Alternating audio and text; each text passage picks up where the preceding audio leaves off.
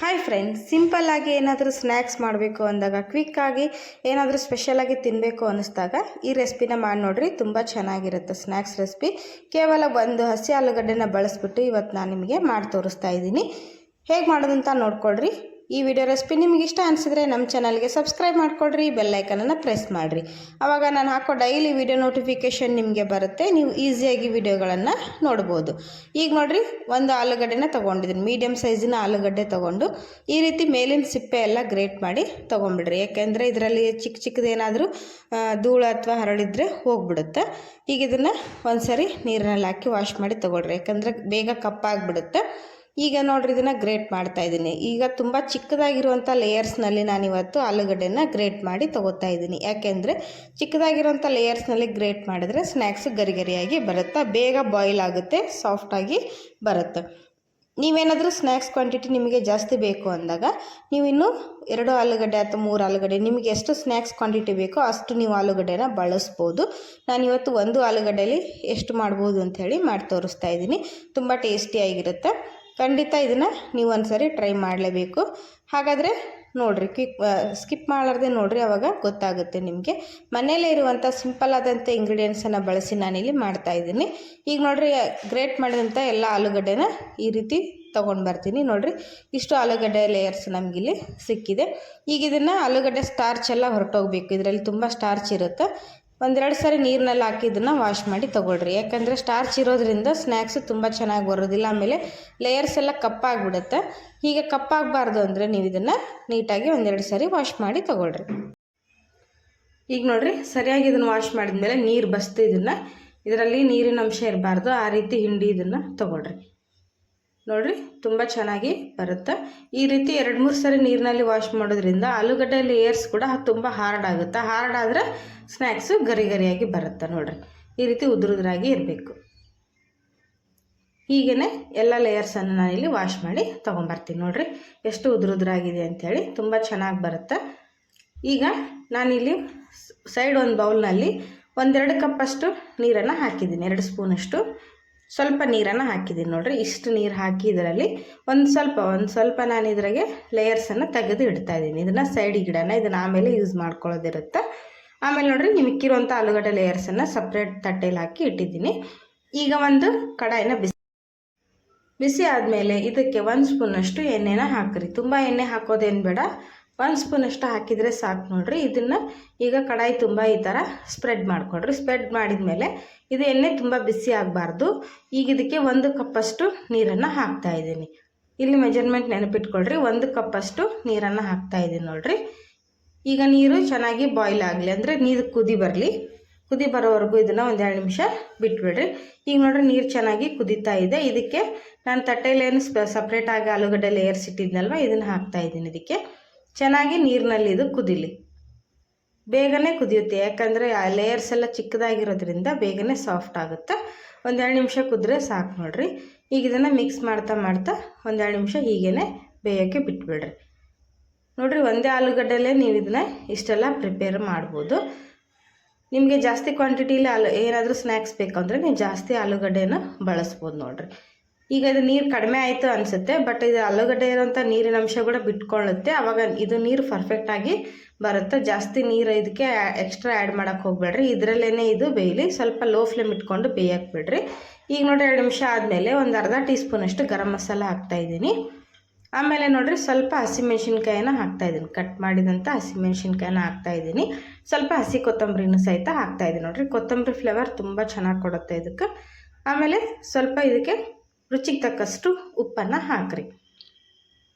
ಹಾಕಿ ಇದನ್ನು ನೀಟಾಗಿ ಮಿಕ್ಸ್ ಮಾಡ್ಕೊಳ್ರಿ. ಆಮೇಲೆ ಒಂದು ಅರ್ಧ ಸ್ಪೂನಷ್ಟು ನಾನಿಲ್ಲಿ ಅಚ್ಚ ಖಾರದ ಪುಡಿನ ಹಾಕ್ತಾಯಿದ್ದೀನಿ. ಇದು ಸ್ಪೈಸಸ್ ಜಾಸ್ತಿ ಇಷ್ಟಪಟ್ಟರೆ ಹಾಕ್ರಿ, ಇಲ್ಲಾಂದರೆ ನಮ್ಗೆ ಹಸಿಮೆಣ್ಸಿನ್ಕಾಯಿ ಸ್ಪೈಸಸ್ ಸಾಕು ಅನ್ನೋರು ಸ್ಕಿಪ್ ಮಾಡ್ಬೋದು. ಸ್ಪೈಸಾಗಿರಲಿ ಅಂತೇಳಿ ಸ್ವಲ್ಪ ನಾನಿಲ್ಲಿ ಅಚ್ಚ ಖಾರದ ಪುಡಿನೂ ಹಾಕ್ತಾಯಿದ್ದೀನಿ. ಆಮೇಲೆ ಕಲರ್ ಕೂಡ ತುಂಬ ಚೆನ್ನಾಗಿ ಬರುತ್ತೆ ಇದು ಹಾಕೋದ್ರಿಂದ. ಒಂದು ಅರ್ಧ ಟೀ ಸ್ಪೂನಷ್ಟು ನಾನಿಲ್ಲಿ ಅರಿಶಿಣ ಪುಡಿನೂ ಹಾಕ್ತಾಯಿದ್ದೀನಿ. ನೋಡಿರಿ, ಇದನ್ನೆಲ್ಲದನ್ನು ಸರಿಯಾಗಿ ಮಿಕ್ಸ್ ಮಾಡಿ ಮತ್ತು ಮಸಾಲೆ ಜೊತೆ ಆಲೂಗಡ್ಡೆ ಲೇಯರ್ಸನ್ನು 1-2 ನಿಮಿಷ ಇದನ್ನು ಬೇಯಿಸ್ಕೊಂಬಿಡ್ರಿ. ಲೋ ಫ್ಲೇಮ್ ಇಟ್ಕೊಂಡು ಬೇಯಿಸ್ಕೊಳ್ರಿ. ಹೈ ಫ್ಲೇಮ್ ಇಟ್ಟರೆ ಇದರಲ್ಲಿರುವಂಥ ನೀರಿನ ಅಂಶ ಎಲ್ಲ ಹೋಗಿಬಿಡುತ್ತೆ. ಆವಾಗ ಪೂರ್ತಿಯಾಗಿ ಡ್ರೈ ಆಗುತ್ತೆ. ಇದು 1-2 ನಿಮಿಷ ಆದಮೇಲೆ ಬೆಂದಿರುತ್ತೆ. ನೋಡಿರಿ, 2 ನಿಮಿಷ ಆದಮೇಲೆ ಸಾಫ್ಟಾಗಿ ಲೇಯರ್ಸ್ ಎಲ್ಲ ಬೆಂದಿದೆ. ಈಗ ಇದಕ್ಕೆ ನಾನು ಅರ್ಧ ಕಪ್ಪಷ್ಟು ಗೋಧಿ ಹಿಟ್ಟನ್ನು ಹಾಕ್ತಾಯಿದ್ದೀನಿ. ಇಲ್ಲಿ ನೋಡಿರಿ, ಫಸ್ಟ್ ನಾವು 1 ಕಪ್ಪಷ್ಟು ನೀರನ್ನು ಹಾಕಿದ್ವಿ. 1 ಕಪ್ಪು ನೀರಿಗೆ ಅರ್ಧ ಕಪ್ಪಷ್ಟು ಗೋಧಿ ಹಿಟ್ಟನ್ನು ಹಾಕ್ತಾಯಿದ್ದೀನಿ. ಜಾಸ್ತಿ ಹಿಟ್ಟನ್ನು ಹಾಕಕ್ಕೆ ಹೋಗಬೇಡ್ರಿ. 1 ಕಪ್ಪು ನೀರಿಗೆ ಅರ್ಧ ಕಪ್ಪಷ್ಟು ಗೋಧಿ ಹಿಟ್ಟನ್ನು ಬಳಸ್ರಿ. ಇಲ್ಲೇನು ಆಲೂಗಡ್ಡೆ ಮಸಾಲದಲ್ಲಿ ನೀರಿನ ಅಂಶ ಇರುತ್ತಲ್ವ, ಅದರಲ್ಲೇ ಈಸಿಯಾಗಿದ್ದು ಮಿಕ್ಸ್ ಆಗುತ್ತೆ. ಎಕ್ಸ್ಟ್ರಾ ನೀರೇನು ಸೇರಿಸೋದು ಬೇಡ. ಇವಾಗ ನೀವು ಮಿಕ್ಸ್ ಮಾಡಬೇಕಾದ್ರೆ ಸ್ವಲ್ಪ ಡ್ರೈ ಅನಿಸುತ್ತೆ, ಬಟ್ ಇದು ತಣ್ಣಗಾದ್ಮೇಲೆ ಸಾಫ್ಟ್ ಆದಂಥ ಹಿಟ್ಟು ರೆಡಿ ಆಗುತ್ತೆ ನೋಡಿರಿ. ಈಗ ಇದನ್ನು ಹಿಟ್ಟು ಹಾಕಿದ್ಮೇಲೆ ಫ್ಲೇಮನ್ನು ಪೂರ್ತಿ ಆಫ್ ಮಾಡಿರಿ. ಆಫ್ ಮಾಡಿಂದ ಈ ರೀತಿ ನೋಡಿರಿ, ಚಪಾತಿ ಹಿಟ್ಟಿನ ಥರ ಇದನ್ನು ರೆಡಿ ಮಾಡಿಕೊಡ್ರಿ. ಕಂಪ್ಲೀಟಾಗಿ ತಣ್ಣಗಾದ್ಮೇಲೆ ಚೆನ್ನಾಗಿ ಬರುತ್ತೆ, ಹಿಟ್ಟು ಹದವಾಗಿ ಬರುತ್ತೆ ನೋಡಿರಿ. ಈಗ ಇದೊಂದು 10 ನಿಮಿಷ ಇದನ್ನು ಪೂರ್ತಿ ತಣ್ಣಗಾಗೋಕ್ಕೆ ಬಿಟ್ಟುಬಿಡ್ರಿ. ತಣ್ಣಗಾದ್ಮೇಲೆ ಬಳಸ್ರಿ. ಈಗ ನೋಡಿರಿ, ನಾವು ಫಸ್ಟ್ ಏನು ಆಲೂಗಡ್ಡೆ ಲೇಯರ್ಸನ್ನು ಸ್ವಲ್ಪ ಬೌಲಲ್ಲಿ ಹಾಕಿ ನೀರಲ್ಲಿ ಹಾಕಿ ತೆಗೆದಿಟ್ಟಿದ್ವಲ್ವ, ಇದನ್ನು ಒಂದು ಸ್ಲರಿಯಾಗಿ ಈಗ ರೆಡಿ ಮಾಡ್ಕೊಳ್ಳೋಣ. ಇದರಲ್ಲಿ ನೀರನ್ನು ನಾನು ಆಲ್ರೆಡಿ ಸೇರಿಸಿದ್ದೀನಿ. ಈಗ ಇದಕ್ಕೆ 2 ಸ್ಪೂನಷ್ಟು ಮೈದಾ ಹಿಟ್ಟನ್ನು ಹಾಕ್ತಾಯಿದ್ದೀನಿ. ಮೈದಾ ಹಿಟ್ಟು ಬೇಡ ಅನ್ನೋರು ನೀವು ಗೋಧಿ ಹಿಟ್ಟನ್ನು ಸಹಿತ ಬಳಸ್ಬೋದು. ಈಗ ನೋಡಿರಿ, ಇದಕ್ಕೆ 1 ಸ್ಪೂನಷ್ಟು ಚಿಲ್ಲಿ ಫ್ಲೇಕ್ಸ್ ಹಾಕ್ತಾಯಿದ್ದೀನಿ. ಆಮೇಲೆ 1 ಸ್ಪೂನಷ್ಟು ಎಳ್ಳನ್ನು ಹಾಕ್ತಾಯಿದ್ದೀನಿ. ಬಿಳಿ ಎಳ್ಳನ್ನು ಇಲ್ಲಿ ಬಳಸ್ತಾ ಇದ್ದೀನಿ. ನಿಮ್ಮ ಹತ್ರ ಯಾವುದು ಅವೈಲೇಬಲ್ ಇದೆಯೋ ಅದನ್ನು ನೀವು ಉಪಯೋಗಿಸ್ಕೋಬೋದು. 1 ಚಿಟಿಕೆಯಷ್ಟು ಉಪ್ಪನ್ನು ಹಾಕ್ತಾಯಿದ್ದೀನಿ ನೋಡಿರಿ. ಉಪ್ಪು ಜಾಸ್ತಿ ಹಾಕಕ್ಕೆ ಹೋಗ್ಬೇಡ್ರಿ, 1 ಚಿಟಿಕೆಯಷ್ಟು ಹಾಕ್ರಿ. ಇದು ಸ್ಲರಿ ಆಗಿರೋದ್ರಿಂದ 1 ಚಿಟಿಕೆಯಷ್ಟು ಹಾಕಿದರೆ ಸಾಕು. ಇದನ್ನು ಗಂಟು ಇಲ್ದಿರೋ ರೀತಿ ಇದನ್ನು ಕಲಿಸ್ಕೊಳ್ರಿ. ಎಕ್ಸ್ಟ್ರಾ ನೀರೇನಾದರೂ ಬೇಕಾದರೆ ನೀವು ಸೇರಿಸ್ಕೋಬೋದು. ಇದು ಕ್ರೀಮಿ ಟೆಕ್ಸ್ಚರ್ನಲ್ಲಿರಬೇಕು, ತುಂಬ ಗಟ್ಟಿಯಾಗಿರಬಾರ್ದು, ತುಂಬ ನೀರಾಗೂ ಇರಬಾರ್ದು. ಮೈದಾ ಹಿಟ್ಟಾಗಿರೋದ್ರಿಂದ ಗಂಟಾಗೋ ಚಾನ್ಸಸ್ ಇರುತ್ತೆ. ಸ್ವಲ್ಪ ನೀರು ಹಾಕಿ ಇದನ್ನು ಮಿಕ್ಸ್ ಮಾಡ್ಕೊಳ್ರಿ. ಇಲ್ಲಿ ನೋಡಿರಿ, ನಾವು ಹಿಟ್ಟನ್ನು ಮಸಾಲ ಹಾಕಿ ಮಿಕ್ಸ್ ಮಾಡಿಟ್ಟಿದ್ವಲ್ಲ, ಅದು ರೆಡಿಯಾಗಿದೆ, ತಣ್ಣಗಾಗಿದೆ ಪೂರ್ತಿ. ಇದೊಂದು ಸ್ವಲ್ಪ ಇದನ್ನು ಮಿದ್ಕೊಂಡ್ಬಿಡ್ರಿ, ಕೈಯಿಂದ ಮಿದ್ಕೊಂಡ್ರೆ ಸಾಫ್ಟಾಗಿ ಇದು ರೆಡಿ ಆಗುತ್ತೆ ನೋಡಿರಿ. ಈಗ ಇದನ್ನು ಗ್ಯಾಸ್ ಫ್ಲೋರ್ ಮೇಲೆ ಹಾಕಿ ನಾನು ಚಪಾತಿ ಹಿಟ್ಟಿನ ಥರ ಲಟ್ಟಿಸ್ಕೊತೀನಿ. ಚಪಾತಿ ಥರ ಸ್ವಲ್ಪ ಎಣ್ಣೆ ಹಚ್ಕೊಳ್ರಿ ಫ್ಲೋರ್ಗೆಲ್ಲ. ನೀವು ಬೇಕಾದರೆ ಚಪಾತಿ ಲಟ್ಟಿನ್ಗೆ ಇರುತ್ತಲ್ವ, ಅದ್ರ ಮೇಲಾದರೂ ನೀವು ಮನೆ ಮೇಲಾದರೂ ಲಟ್ಟಿಸ್ಕೋಬೋದು ಈಸಿಯಾಗಿ. ನಾನಿಲ್ಲಿ ಫ್ಲೋರ್ ಮೇಲೇ ಮಾಡ್ತಾಯಿದ್ದೀನಿ. ಕೈಯಿಂದ ಈ ಥರ ತಟ್ಟಿ ಆದರೂ ಮಾಡ್ಕೋಬೋದು, ಅಥವಾ ಲಟ್ಟಣಿಗೆಯಿಂದ ಲಟ್ಟಿಸಿ ಆದರೂ ನೀವು ಮಾಡ್ಕೋಬೋದು. ಬೇಗನೆ ಆಗುತ್ತೆ. ತುಂಬ ತೆಳುವಾಗಿರಬೇಕು ಅಂತೇನಿಲ್ಲ, ಸ್ವಲ್ಪ ದಪ್ಪ ಆದ್ರೂ ನಡೆಯುತ್ತೆ ನೋಡಿರಿ. ದಪ್ಪನೇ ಇರಬೇಕು, ಆವಾಗ ಟೇಸ್ಟಿಯಾಗಿ ಬರುತ್ತೆ ನೋಡಿರಿ. ಕ್ರ್ಯಾಕ್ಸ್ ಏನಾದರೂ ಬಿಟ್ಟರೆ ನೀಟಾಗಿ ಇದನ್ನು ಎಲ್ಲ ಕಡೆ ಈಕ್ವಲಾಗಿ ದೊಡ್ಡದಾಗಿರುವಂಥ ಚಪಾತಿ ಆಕಾರದಲ್ಲಿ ಇದನ್ನು ಲಟ್ಟಿಸ್ಕೊಳ್ರಿ. ಬೇಗನೆ ಆಗುತ್ತೆ, ತುಂಬ ಗಟ್ಟಿ ಏನಾಗಿರೋದಿಲ್ಲ. ಎಣ್ಣೆ ಹಚ್ಚಿರೋದ್ರಿಂದ ನೋಡಿರಿ ಅಂಟ್ಕೊಳ್ಳೋದಿಲ್ಲ, ಸ್ವಲ್ಪ ಕೂಡ ಲಟ್ಟಣಿಗೆಗೂ ಅಂಟ್ಕೊಳ್ಳಲ್ಲ, ಫ್ಲೋರ್ ಕೂಡ ಅಂಟ್ಕೊಳ್ಳೋದಿಲ್ಲ ನೋಡಿ. ಈ ರೀತಿ ಇದನ್ನು ಪ್ರಿಪೇರ್ ಮಾಡಿಕೊಡ್ರಿ, ಬೇಗನೆ ಆಗುತ್ತೆ. ಈಗ ಇದನ್ನು ಎಡ್ಜಸ್ ಎಲ್ಲ ಕಟ್ ಮಾಡಿಕೊಡ್ರಿ. ಒಂದು ಚಾಕು ತೊಗೊಂಡು ಎಡ್ಜಸ್ ಕಟ್ ಮಾಡ್ಕೊಂಡು ಇದನ್ನು ಈಗ ನಾನು ಸ್ಕ್ವೇರ್ ಆಕಾರದಲ್ಲಿ ತೊಗೊತಾ ಇದ್ದೀನಿ. ನಿಮ್ಗೆ ಯಾವ ಶೇಪ್ ಆದರೂ ಇಷ್ಟ ಇದ್ದರೆ ಅದರಲ್ಲಾದರೂ ನೀವು ಇದನ್ನು ಪ್ರಿಪೇರ್ ಮಾಡ್ಕೋಬೋದು ನೋಡಿರಿ. ಈ ರೀತಿ ಎಡ್ಜಸ್ಸನ್ನು ಕಟ್ ಮಾಡಿಕೊಂಡು ಸ್ಕ್ವೇರ್ ಆಕಾರದಲ್ಲಿ ಇದನ್ನು ರೆಡಿ ಮಾಡಿಕೊಡ್ರಿ. ನಿಮಗೆ ರೌಂಡ್ ಶೇಪಲ್ಲಿ ಬೇಕಾದರೆ ನೀವು ಒಂದು ಕಪ್ ತೊಗೊಂಡ್ಬಿಟ್ಟು ರೌಂಡ್ ಶೇಪ್ನಲ್ಲಿ ಇದನ್ನು ಕಟ್ ಮಾಡ್ಕೋಬೋದು. ಈಗ ಮಿಕ್ಕಿರೋಂಥ ಹಿಟ್ಟನ್ನೆಲ್ಲ ತೆಗೆದುಬಿಡ್ರಿ. ಮಿಕ್ಕಿರೋ ಪಾರ್ಟೆಲ್ಲ ತೆಗೆದು ನೋಡಿರಿ, ಮಧ್ಯದಲ್ಲಿ ಇದನ್ನು ನಾನು ರಿಬ್ಬನ್ ಶೇಪ್ನಲ್ಲಿ ಕಟ್ ಮಾಡ್ತಾಯಿದ್ದೀನಿ. ಪೂರ್ತಿ ಉದ್ದುದ್ದಕ್ಕೆ ಕಟ್ ಮಾಡ್ತಾಯಿದ್ದೀನಿ ನೋಡಿರಿ. ಇದೇ ರೀತಿ ನೀವು ಕೂಡ ಮಾಡಿಕೊಡ್ರಿ. ಹಿಟ್ಟೇನಾದರೂ ಅಂಟ್ತಾ ಇದೆ ಚಾಕುಗೆ ಅಂದರೆ ಸ್ವಲ್ಪ ಎಣ್ಣೆ ಹಚ್ಚಿರಿ, ಆವಾಗ ಅಂಟ್ಕೊಳ್ಳೋದಿಲ್ಲ, ಈಸಿಯಾಗಿ ಕಟ್ ಆಗುತ್ತೆ ನೋಡಿರಿ. ಅದಕ್ಕೆ ಹಿಟ್ಟು ಸ್ವಲ್ಪ ಗಟ್ಟಿ ಇರಬೇಕು. ಹಿಟ್ಟು ಗಟ್ಟಿಯಾಗಿದ್ರೇ ಪರ್ಫೆಕ್ಟಾಗಿ ಬರುತ್ತೆ. ಸ್ವಲ್ಪ ಸಾಫ್ಟ್ ಆದರೆ ಹಿಟ್ಟು ನೋಡಿರಿ ಚೆನ್ನಾಗಿ ಬರೋದಿಲ್ಲ, ಆಮೇಲೆ ನೀಟಾಗಿ ಕಟ್ ಆಗೋದಿಲ್ಲ ನೋಡಿರಿ. ಈ ರೀತಿ ಮಧ್ಯದಲ್ಲಿ ಒಂದು ಸ್ವಲ್ಪ ಕಟ್ ಮಾಡಿ ತೊಗೊಂಬಿಡ್ರಿ. ಸ್ಲೈಸಸ್ ಎಲ್ಲ ಈ ರೀತಿ ಬರುತ್ತೆ ನೋಡಿರಿ. ಎಷ್ಟು ದಪ್ಪ ಇದೆ ಅಂತ ನಾನಿಲ್ಲಿ ತೋರಿಸ್ತಾ ಇದ್ದೀನಿ. ಇಷ್ಟು ದಪ್ಪಕ್ಕೆ ನಾನಿಲ್ಲಿ ಇವತ್ತು ಪ್ರಿಪೇರ್ ಮಾಡ್ಕೊಂಡಿದ್ದೀನಿ. ನೀವು ಇನ್ನೂ ಹೆಚ್ಚು ಜಾಸ್ತಿ ದಪ್ಪ ಬೇಕಾದರೆ ಅಷ್ಟನ್ನು ನೀವು ಮಾಡ್ಕೋಬೋದು. ಈಗ ಈ ರೀತಿ ಇದನ್ನು ಪ್ಲೇಟಲ್ಲಿ ತೆಗಿತಾ ಇದ್ದೀನಿ.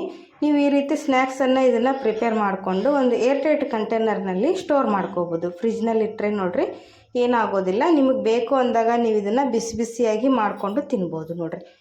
ಆದರೆ ಏರ್ಟೈಟ್ ಕಂಟೈನರ್ನಲ್ಲಿ ಮಾತ್ರ ಸ್ಟೋರ್ ಮಾಡಿದ್ರೆ ತುಂಬ ದಿನ ಇರುತ್ತೆ, ಇಲ್ಲಾಂದರೆ ಕೆಟ್ಟೋಗುತ್ತೆ. ಈಗ ಎಲ್ಲದನ್ನು ನಾನಿಲ್ಲಿ ಮಾಡಿ ತೊಗೊಂಡು ಬಂದಿದ್ದೀನಿ ಪ್ರಿಪೇರ್ ಮಾಡಿ. ಈಗ ಇದನ್ನು ಫ್ರೈ ಮಾಡೋಣ. ಫ್ರೈ ಮಾಡೋಕ್ಕೆ ಒಂದು ಕಡಾಯಿನ ನಾನಿಲ್ಲಿ ಬಿಸಿ ಮಾಡೋಕ್ಕೆ ಇಟ್ಟಿದ್ದೀನಿ ಆಲ್ರೆಡಿ.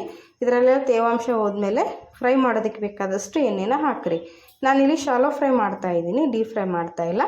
ಒಂದು 3-4 ಟೇಬಲ್ ಸ್ಪೂನಷ್ಟು ಎಣ್ಣೆನ ಹಾಕ್ತಾಯಿದ್ದೀನಿ. ಈಗ ನೋಡಿ ರೆಡಿ ಮಾಡ್ಕೊಂಡಂಥ ಸ್ನ್ಯಾಕ್ಸಲ್ಲಿ ಇದನ್ನು ಸ್ಲರಿನಲ್ಲಿ ಡಿಪ್ ಮಾಡ್ತಾಯಿದ್ದೀನಿ. ತುಂಬ ಹೊತ್ತು ಡಿಪ್ ಮಾಡಿ ಬಿಡಬಾರ್ದು. ಇದರಲ್ಲಿ ಡಿಪ್ ಮಾಡಿದ ತಕ್ಷಣ ಡೈರೆಕ್ಟಾಗಿ ಎಣ್ಣೆಗೆ ಹಾಕಬೇಕು. ಹಾಗಾಗಿ ಫಸ್ಟ್ ಎಣ್ಣೆನ ನೀವು ಬಿಸಿ ಮಾಡೋಕ್ಕೆ ಇಟ್ಬಿಡ್ರಿ.